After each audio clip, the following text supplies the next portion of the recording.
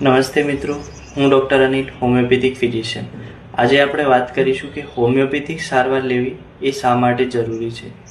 તો જે હોમિયોપેથિક દવાઓ છે એ રોગોના લક્ષણોને ઠીક કરે એવું જ નથી, પરંતુ એ રોગ આપણા શરીરમાં આવ્યો, આપણા શરીરમાં જે તે બદલાવ થયો એ શા કારણે થયો, એનું કારણ શું છે, એનું કોઝ શું છે, એના પર કામ કરે છે અને જે તે રોગને એના મૂળમાં જઈને પરમેનન્ટ માટે આપણા શરીરમાંથી એને કાઢી મૂકે છે.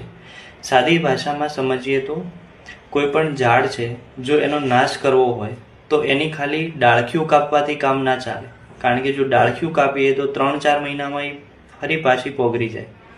પરંતુ જો એનો પરમેનન્ટ નાશ કરવો હોય તો એના મૂળ છે એ કાઢીને એને ફેંકી દેવા પડે, તો એ ઝાડ ફરીવાર ના ઉગે.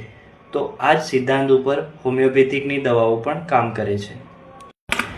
જો તમે પણ કોઈ પણ પ્રકારની એવી બીમારીથી પીડાતા હો કે જે દવાઓ લઈને થાકી ગયા હો, પણ થોડા ટાઈમ માટે દવા લ્યો એટલા ટાઈમ તમને રાહત રહેતી હોય અને એના પછી ફરી પાછું જે તે સિમ્ટમ છે એ ફરી પાછું આવી જતું હોય, તો તમે પણ હોમિયોપેથિક સારવાર લઈ શકો છો.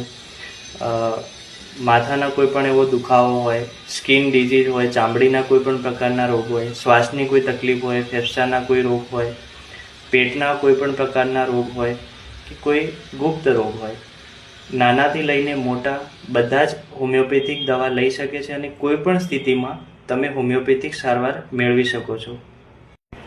હોમિયોપેથિક સારવાર લેવા માટે તમે મને ડાયરેક્ટ મેસેજ કરીને, કોલ કરીને તમારી તકલીફ જણાવીને મારા જોડેથી હોમિયોપેથિક સારવાર લઈ શકો છો, અથવા તો એક સાચી અને સચોટ સલાહ તમે મારા જોડેથી લઈ શકો છો. ધન્યવાદ.